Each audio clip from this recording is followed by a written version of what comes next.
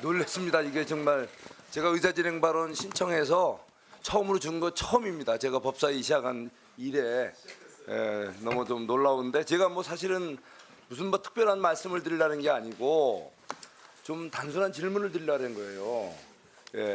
의사진행 발언은 위원장한테 하는 겁니다. 예, 그러니까 네. 우리 저 의원장님, 그 오늘 이 법사위는 최상목 경제부총리에 대한 탄핵소추안에 관한 청문회 아닙니까? 근데 이게 보니까 탄핵소추안이 무려 오늘로서 이번으로서 이제 30건. 도대체 뭐 상상할 수 없는 이 탄핵이라는 게 그렇게 쉬운 말이 아니잖아요. 예? 예. 어쩌면 대통령의 권한 중에 최고 막강한 권한이 또 우리가 받아들여서도 안 되고 있어서도 안 되는 것이 비상계엄이라고 하면 아마 국회가 갖고 있는 권한 중에 가장 강력하고 가장 최후에 써야 될 그 극단적인 수단이 바로 탄핵 아닙니까? 네? 우리 그저 정청래 위원장님은 어떻게 생각하세요? 정청래 위원장님, 제가 질문을 하는데 딱 3분 안에 맞춰주세요. 예? 3분 안에 맞춰주시라고. 아니 제가 질문 드리는 거예요. 제가 지금 3분 안에 맞춰주시라고. 의사진행 발언으로 자 이게 탄핵에 대해서 그 우리 그러면 조금 이따 답변해 주세요.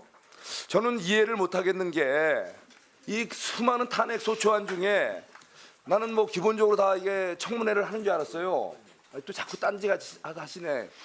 위원장님, 탄핵 소추안 중에 어떤 건 청문회를 하고 어떤 건 청문회를 안 해요. 그 대체 기준이 뭔지 그거에 대해서 좀 납득이 가게끔 말씀 좀 해줘 보세요. 다 했습니까? 의사진행 아니 나는 내 3분은 제 시간이니까 다 마치고 제가 일괄적으로 답변 드릴게요. 일괄 답변하시려고. 네. 그 제가 지금 일문일답을 좀 원하는데 그렇게 할 수 없습니까? 네, 없습니다.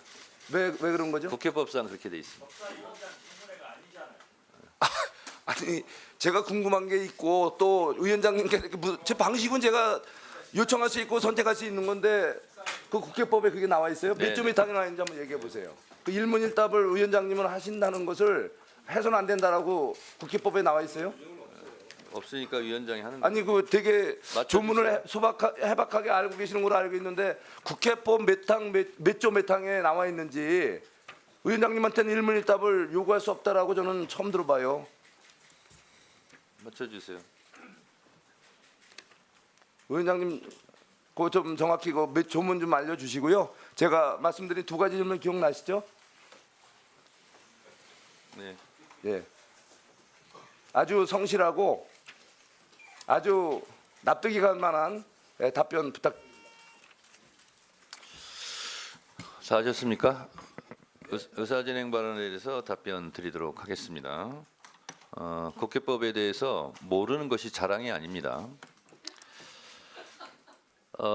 최상목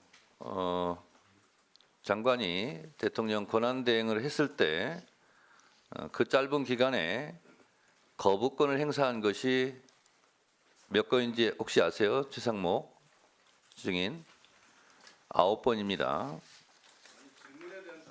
답변합니다.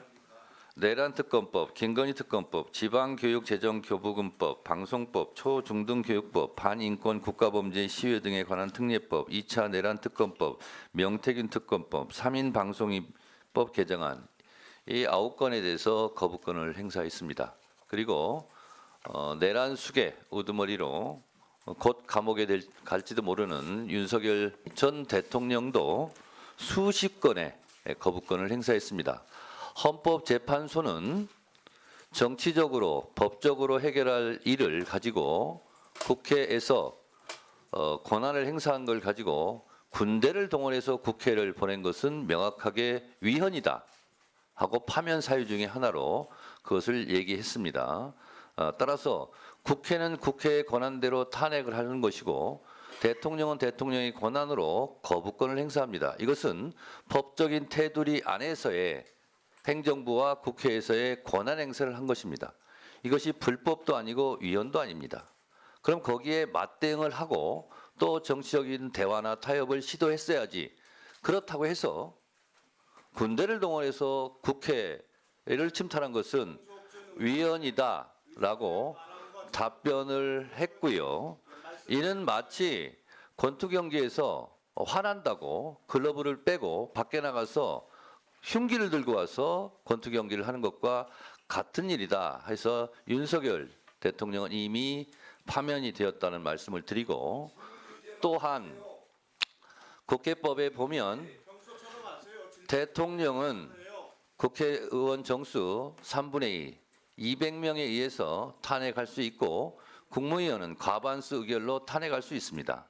그러면 본회의에서 탄핵을 곧장 의결할 수 있고, 그리고 국회에서 의결로 탄핵 조사를 법사위에 회부하여 탄핵 조사를 하게 할 수 있습니다. 따라서 국회에서 본회의장에서 탄핵을 의결한 경우는 탄핵이 되는 것이고 소추안이 의결되는 것이고, 그렇지 않고 더 조사할 필요가 있다라고 본회의 의결로 법사위로 회부한 경우는 오늘처럼 탄핵 조사 청문회를 하게 되는 것입니다.